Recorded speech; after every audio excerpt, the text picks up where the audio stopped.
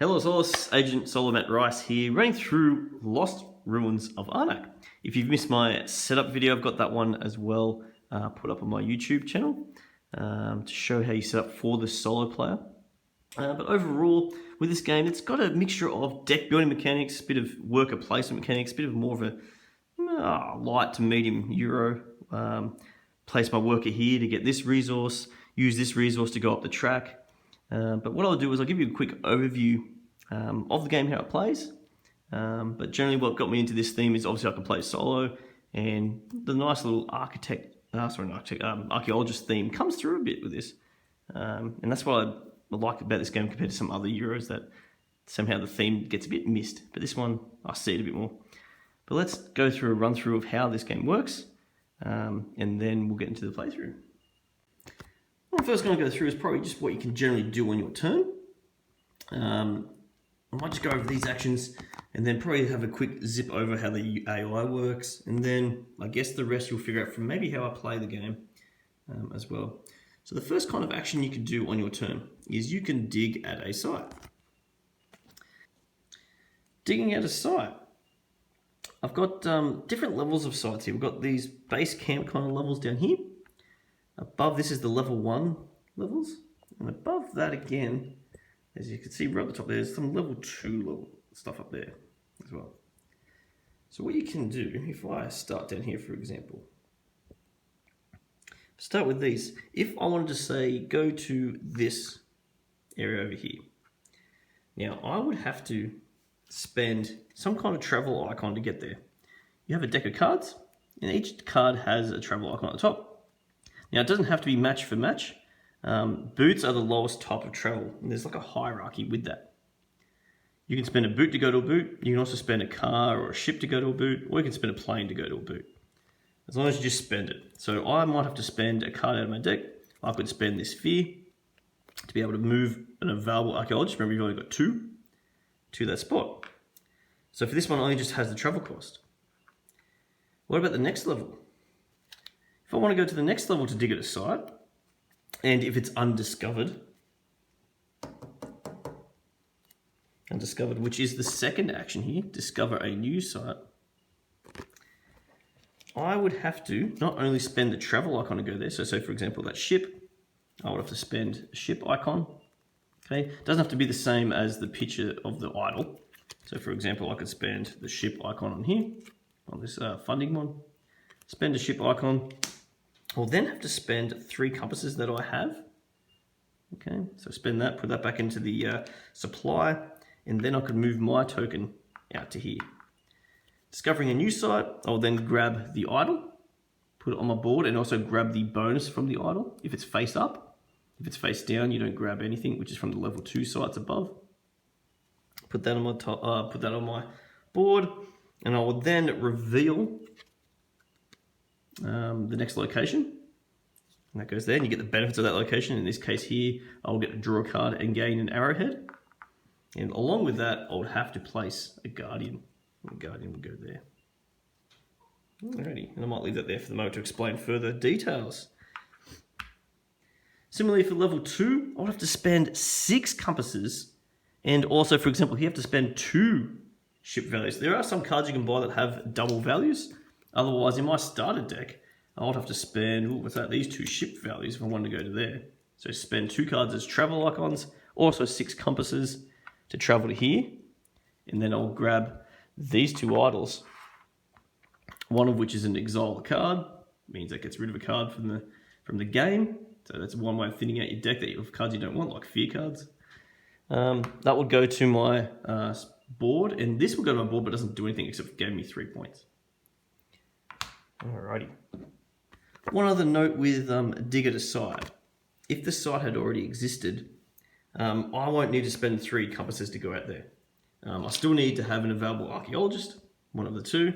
I'll just have to spend the travel icon only to get there. Okay, so if it already exists, I can go there. Even if it still has the beast on it, I can still go there by doing the same thing. Next part is overcome a guardian on your site with an archaeologist. So your archaeologist has to be there. If he's not there, or she's not there, you can't defeat the guardian. If your archaeologist is there, to defeat the guardian, you've got to spend the resources indicated. And that is a part of an action. So in this case here, I'll have to spend an arrowhead and 2 compasses to be able to defeat the Guardian. The Guardian will come face up to my playboard, and it'll give me an extra action that I could use once during the game. And I could use this as a ship. Okay, so if I need the ship to move somewhere, and then turn it over with 5 points at the end of the game for these purple numbers. Another type of action is buying items or buying artifacts. So let's have a look at that. So buying an artifact, I would have to spend 3 compasses to get this one. So I have to have them available in the pile. When you buy an artifact, you do the ability straight away on here. You don't need to spend this straight away. You will get this ability straight away, and then at the end of your round, you will shuffle that deck up, put it at the bottom. If you draw it back out again in a future turn, you have to spend a tablet to be able to reactivate this ability. Okay. Another action is to buy an item. At the moment, you'll see there's 5 items to choose from. You don't have to go from left to right. You can choose any item. So for example, I might buy this rough map. It will cost me 1 gold. I have to pay for it with it. And the difference between items and artifacts is that this item would then go straight to the bottom of your deck. Okay, so most likely get drawn out next round, most likely. Okay, when you draw it out in another hand for a future action, you can exile this card. Exile means you get rid of the card from your deck forever, put it at the top, and I'll gain 3 compasses in this case.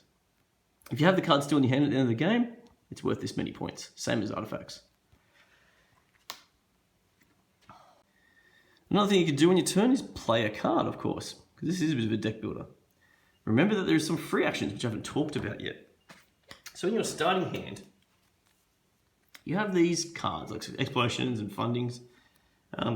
These lightning bolts means fast actions, means you can do as many of them as you want during your turn, either before your main action or after your main action, before you move your turn to the next person. Okay, so they're free actions, do as much as I want. So this one here, I can play this to get a compass.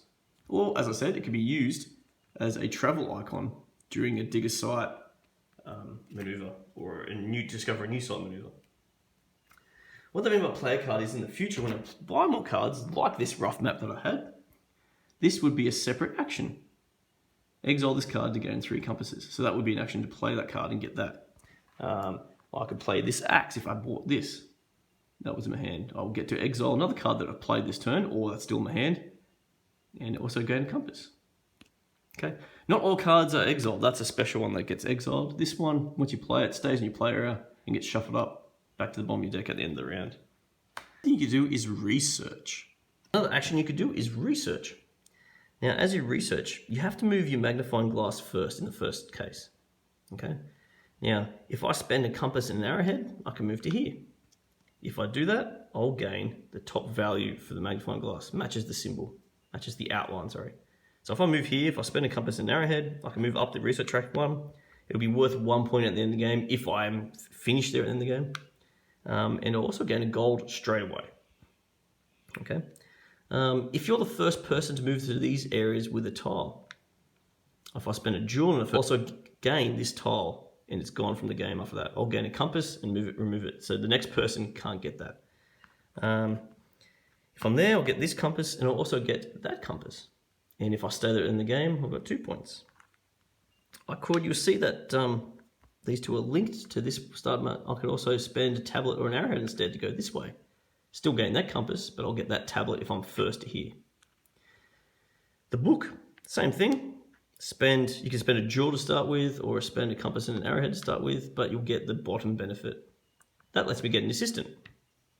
Assistants are underneath, you get to choose one, and they're free actions. Once per round, you can exhaust them to gain what it says.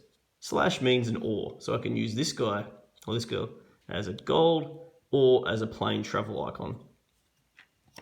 Okay. Once you get to this region up here with the book, and of course, your book cannot be above the magnifying glass, it can be the same level. So I'll have to have my magnifying glass at least up to here. The book, if it reaches here, I get to upgrade an assistant. So an assistant can upgrade to the flip side, a little bit stronger. If it was already exhausted, been used, I can upgrade it and also flip it over to refresh. So that's something handy to note as well. In solo, you'll get told when the magnifying glass just moves up. And I'll go through the solo play when we get through the actual gameplay. And the last maneuver thing you can do on your turn is pass. Pass means you're not going to be doing any more turns during the round. So, especially if you can't do anything else, obviously you have to pass.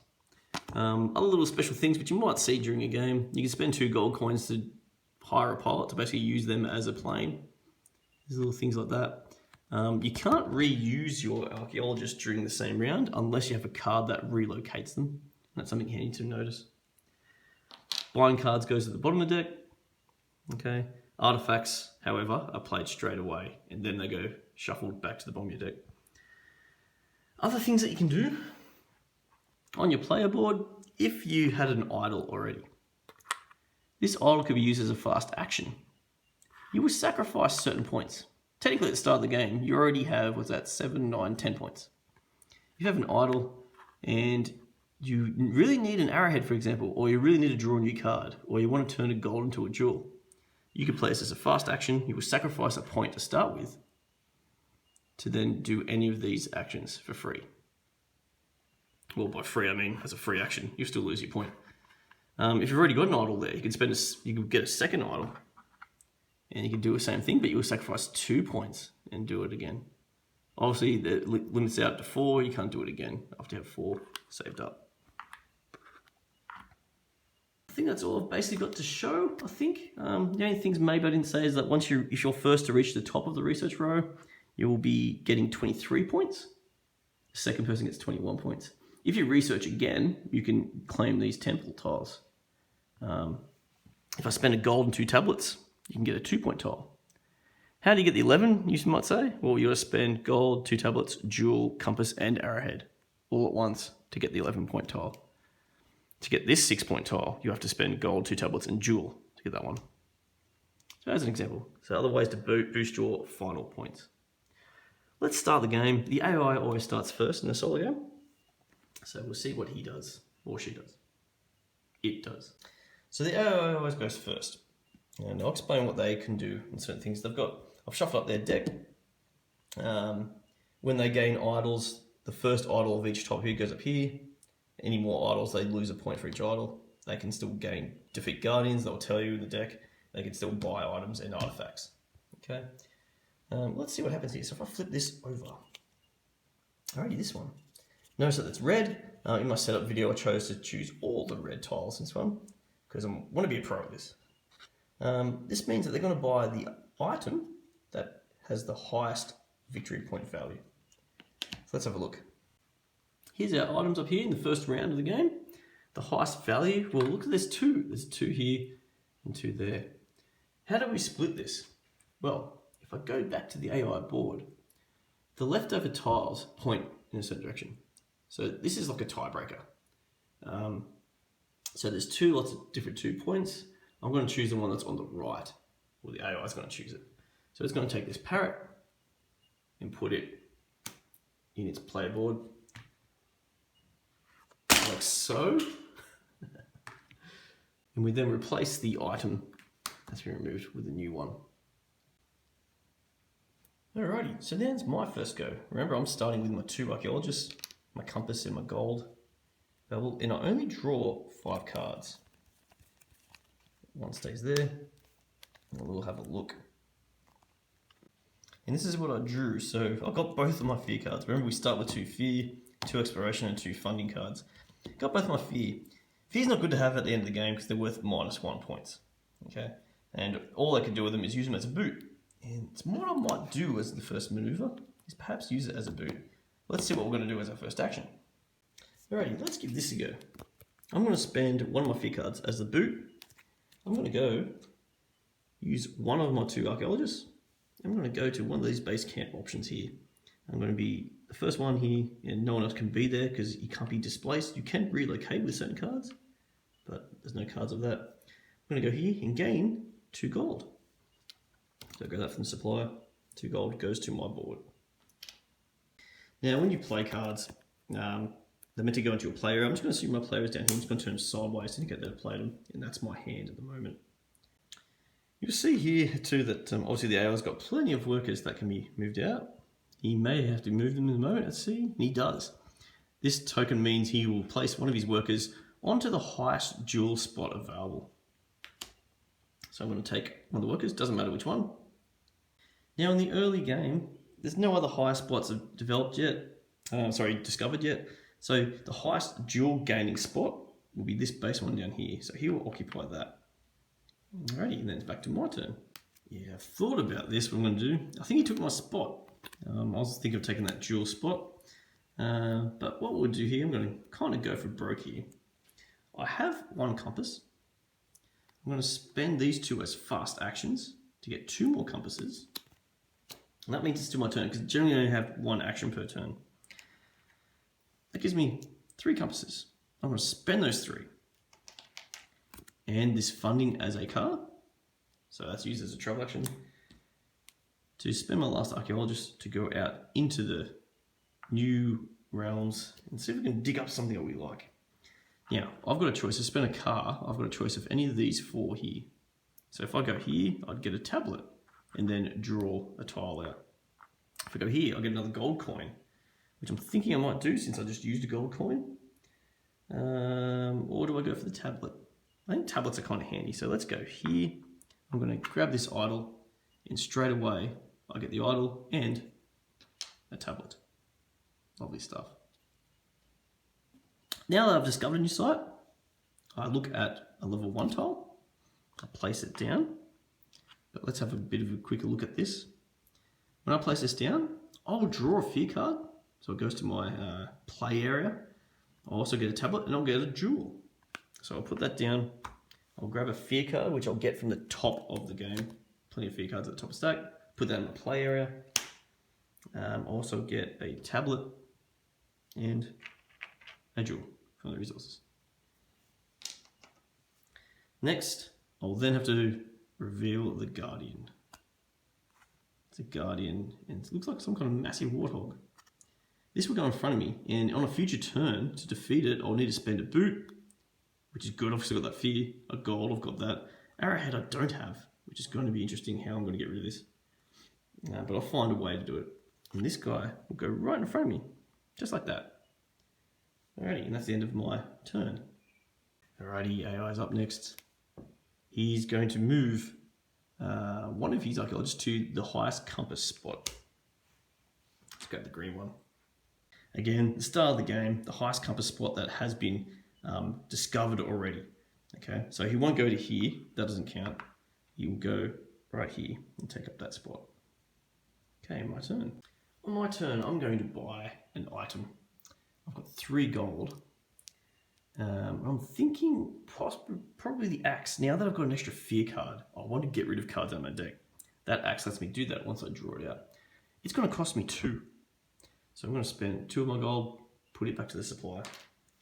Still got 1 gold left. And I'm going to grab this axe. When you buy an item, it goes to the bottom of your deck. As I said, when the AI bought their item, it just goes to the side of their pile. They count up the points for it later. Once you buy one, everything else shuffles down to the left, and a new one comes out. Ostrich, eh? Ooh, that's not a bad one. Move with a discount of a car, that's pretty good. This is what I'm talking about too. Some of them have double movement as well, to help you get to the big level 2 areas in the future. AI's turn. Alrighty, AI, what are you going to do next? You're going to purchase the artifact that costs the highest. Sorry, that has the highest victory points.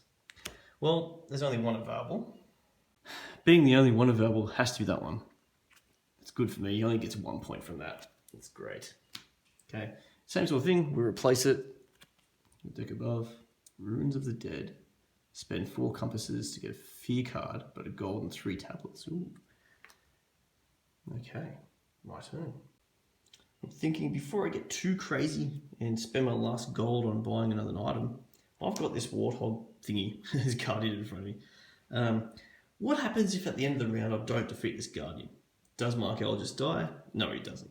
Or she doesn't. We get away, but we get another fear card if that happens. And then you might say, okay, that's not too bad. What's the benefit of defeating them? Well, if you do defeat the guardian, not only will I get this benefit in a future turn to use once, but it's also worth 5 points in the game, and I want those points. We're digging for those points. So to defeat this guy, I'm going to have to do something because I've got a fear card still in my hand. It's the last card I got, which gives me a boot. I do have the gold, but I don't have the arrowhead. How am I going to get it? I'll show you. Remember that idol that I got? I think it's time now to show that I'm going to sacrifice a point. I'm going to use it as a fast action. Okay, so fast action, so it's still my turn to do this.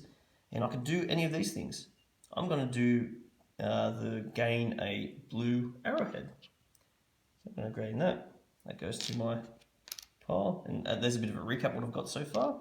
2 tablets, jewel, arrowhead, and gold. And let's go ahead now and play the sphere card. So that's my play area.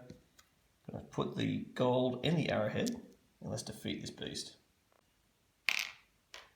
So that's the right resources here to defeat this beast. And I almost stacked it. And it's going to give me a car in the future. So I'll keep it face up in my play area.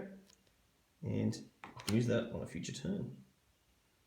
Okay, AI's turn. So the AI will keep going here. He'll keep going, or she will keep going until it runs out of tiles. So it's got a few turns left. Next turn. Okay, this one. If it's at a site with a guardian, it will defeat the guardian. If not, it'll research instead. So the AI doesn't have a guardian in front of it, it's going to research instead. Let's have a look. So I'll grab the AI's green magnifying glass. The top tile next to it is to the right. So it's going to move to the right here. Okay. AI doesn't gain any of these benefits here. It doesn't gain resources. These are only victory points, essentially. So it's moving up here to try and gain victory points. So far it's on a victory point. My turn. Well, on my turn I've got no cards left in hand, and I've used both my archaeologists. But I could still spend some resources. I've still got 2 tablets. I've still got a jewel. I'm thinking, even though jewel's quite valuable, I'm going to use this jewel and follow the AI here. And I'm going to get my magnifying glass and move up to here. Some people might ask, well, no, wait till next round to do that. I mean, you could save that jewel just in case you see something better come up. Well, I want that gold now. And you'll see why. So if I come here, I'll get a gold. And that's back to AI. Back to AI's turn. Flip it over. Okay, it's going to research and then gain an assistant. When it gains assistance, it basically just discards it from the available pile. So it's going to gain the assistant to the left as well. Let's have a look. So it's going to research again. And for me, because as people said, like if I follow this path, this guy may beat me there, and he did. So that tablet tile is now discarded. I can't get that one, and I have to go up here next. So I've kind of wasted that in a way, but I don't mind that. It's then going to choose the assistant to the left.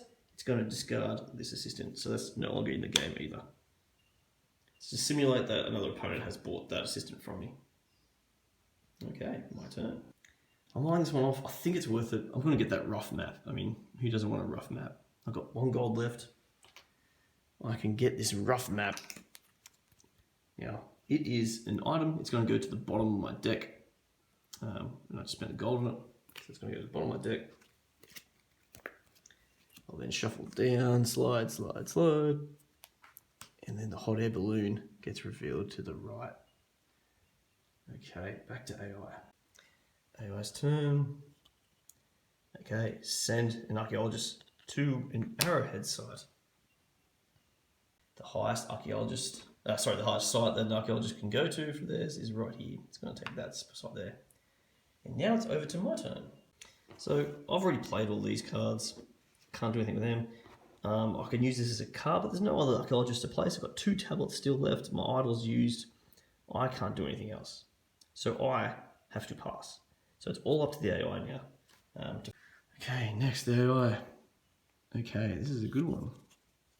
So this one is a discover a new site. It's the first round. So it's going to go to a level 1 site. Which one? It's going to go to the furthest right. It starts at the bottom and then goes up. So let's have a look. Let's grab, say, the red archaeologist. Let's place it somewhere. Zoomed it a little bit out for this one. So it's going to go to a level 1 site, first to the right, and I believe it's the one that's at the bottom. If the bottom row is filled up, it will then go to the top row here. So it's going to go here. It's going to take this idol And it then checks. It takes this idol, it checks, has it already got that type of idol? No, it doesn't. It's just going to sit right there. Okay, and be worth 3 points at the end of the game for them. It will then grab a level 1 tile,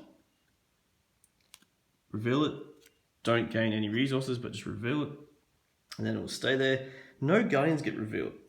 You'll notice back on their tile that if it was the second round, then they would reveal guardian, or if it's the fourth round, they reveal guardian. Okay, so no guardian there. And that's that turn. Back to their next turn, because I've already passed. It goes straight to them again. Alrighty, what's it got? 2 turns left. Okay, move an archaeologist to a tablet site. We'll move this archaeologist right here. That's the highest tablet site available. That isn't taken already. And they've got 1 more turn. Alrighty, in their last turn, it's going to take an archaeologist to a gold site. I'm glad this one come up, because I'll show you what happens here. So I grab his archaeologist, and what happens? Well, nothing, because there's no other site left that can get them gold. I've already taken up this gold site here, and there's no other spot for them. It won't discover a new site. Nothing happens. It will just keep the archaeologist. That's the end of their turn, end of my turn. So they passed as well. And I'll go through, before I finish this part of the video for the first round, I'm just going to go through how you set up for the next round.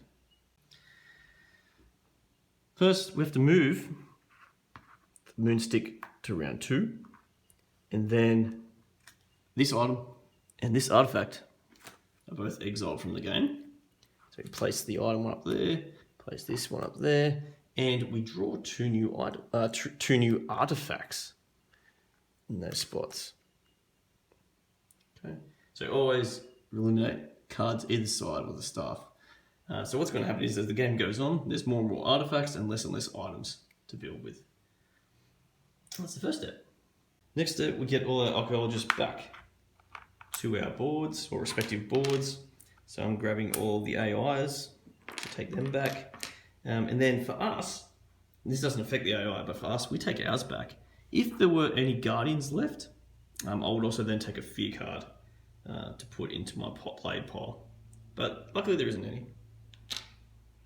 We then go to our play area. We shuffle up the cards that we used. Shuffle, shuffle, shuffle, shuffle.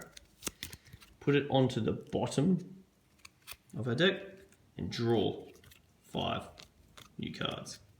I'm going to put them face down, keep them a secret until the next time.